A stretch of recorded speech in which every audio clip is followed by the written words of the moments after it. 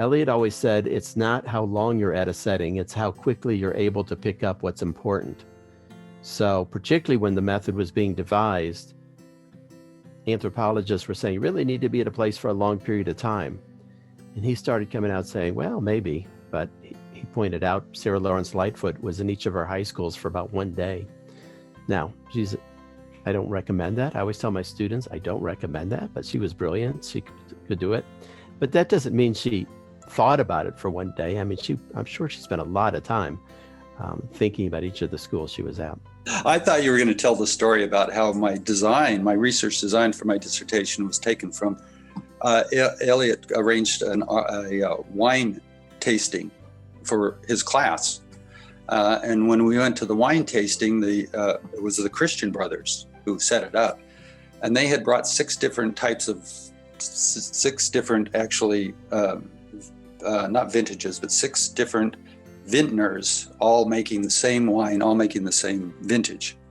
And so I ended up with 6 participants. I'm not sure if all of those courses in research design didn't take for me, and I needed the wine tasting in order to come up with a research design. I'm not sure.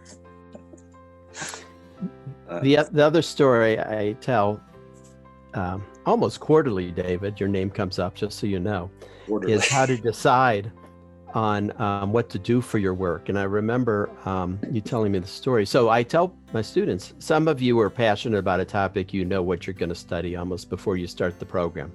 Some of you will learn what you want to study by being in a program, and certain ideas will catch your interest. And for some of you, you may have to just decide. It may not be your passion or life work. And I remember David telling me the story that he was working on a project with Elliot, and then Elliot said to him one day, David, I'm going out of the country this summer. I need you to come up with your proposal in the next 9 weeks or something like that. 6 weeks. 6 weeks. And so David did it. He won an award for his dissertation, but I can't say that dissertation was his passion. So sometimes you have to just decide and do it. One time he wanted to meet, and it was in the afternoon, and like at 5 o'clock or something. And I said, I have Milbury McLaughlin's class at 6. And he says, well, come by at 5. I says, well, I need to eat dinner before class. And he says, I'll make you dinner. And he did. He made me shrimp scramble, a shrimp scramble. Pretty good. You know, I was over their house a lot.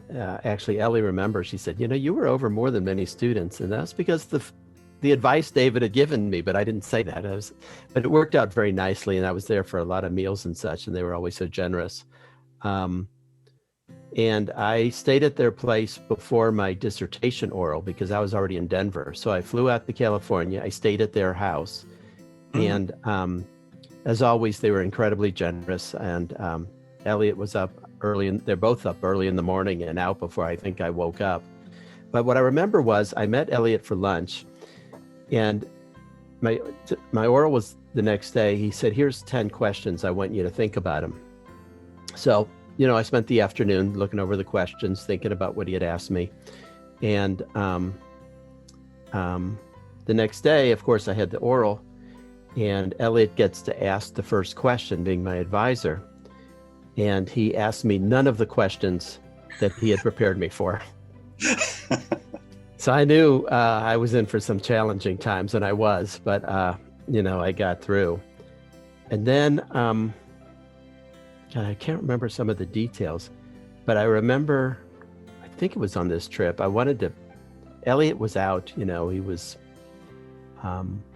working, or he may have even left town for a conference or something. And so I made Ellie a schnitzel dinner. One of my favorite, is politically incorrect these days, but I made her a Wiener Schnitzel dinner. I doubt that was payback for everything, but I remember doing that. He'd like to argue, and he'd pose questions to you to see what your response would be, and then evaluate your response. And I remember one time we were driving back from a lunch someplace, and he asked me about standards. Standards were, just coming into vogue back then. And I says, well, here's my take on standards. And he listened, and he kind of nodded his head, which was approval that I was on the right track. And then he said to me, you know who I blame for standards? Moses. It's Moses and the Ten Commandments. He started it. I said, Elliot, God started it.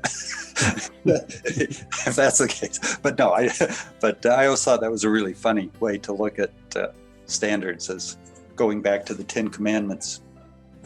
Almost every day was like that. Mm-hmm. It was constantly raising questions that I hadn't thought of, and constantly opening doors that had remained closed to me. Elliot was always sort of quote unquote on. I mean, his mind was always moving, and he could be social and engage in non-educational talk. I mean, but he was so interested, so riveted to intellectual matters. He was always interesting and interested. I remember one time having dinner at his place. We took a walk afterwards, and he was telling me some ideas about schooling that were like so far off the grid and so brilliant. And what's two things. One, he never wrote about it as far as I could tell. I kept thinking he was going to write about what he had just told me. And then I forgot everything he told me. So I don't remember what exactly what these ideas were, but I remember the feeling still. It was like, oh my God, these are just utterly original, creative ideas.